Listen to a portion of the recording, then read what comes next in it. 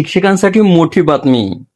अनेक वर्षापासून सुरू असलेल्या जुनी पेन्शनच्या लढ्याला अखेर मोठा दिलासा मिळाला आहे.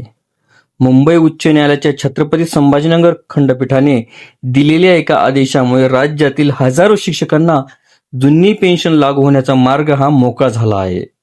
पण हा निर्णय नेमकं कोणासाठी आहे आणि कोणत्या शिक्षकांना याचा फायदा मिळणार आहे? चला जाणून घ्या यावर संपूर्ण माहिती. जुनी पेन्शन योजना लागू करावी ही शिक्षकांची अनेक वर्षापासूनची मोठी मागणी होती. या मागणी संदर्भात एक महत्वाची याचिका मुंबई उच्च न्यायालयाच्या छत्रपती संभाजीनगर खंडपीठामध्ये दाखल करण्यात आली होती. या प्रकरणावर सुनावणी करताना न्यायमूर्ती यांच्या खंडपीठानं महत्वपूर्ण आदेश हा दिलेला आहे.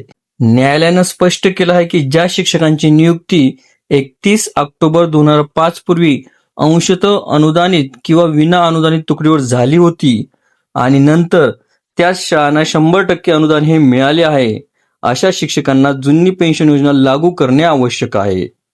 परंतु प्रत्यक्षात या शिक्षकांना जुनी पेन्शन न देता DCPS किंवा NPS योजना ही लागू करण्यात आली, जी अन्यायकारक असल्याचा दावा याचिकेमध्ये करण्यात आला आहे. या प्रकरणामुळे छत्रपती संभाजीनगर, अहिल्यानगर, जालना, बीड, धाराशिव, परभणी आणि जळगाव या जिल्ह्यातील अनेक शिक्षकांनी न्यायालयामध्ये धाव घेतली होती.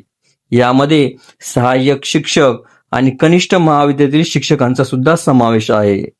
सुनावणीनंतर न्यायालयाने राज्य शासन आणि शिक्षण विभागाला स्पष्ट निर्देश दिले आहेत की पात्र शिक्षकांना जुनी पेन्शन योजनेचे लाभ हे देण्यात यावे आणि 1 नोव्हेंबर 2005 पूर्वी नियुक्त होऊन निवृत्त झालेल्या शिक्षकांच्या पेन्शन प्रस्तावाची प्रक्रिया ठराविक कालावधीतच ही पूर्ण केली पाहिजे.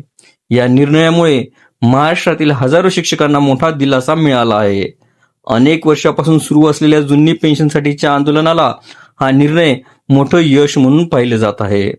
पुढील काही दिवसांमध्ये राज्य सरकार या निर्णयावर काय भूमिका घेते आणि प्रत्यक्षात किती शिक्षकांना याचा फायदा मिळतो याकडे आता संपूर्ण शिक्षक वर्गाचे लक्ष लागून राहिले आहे.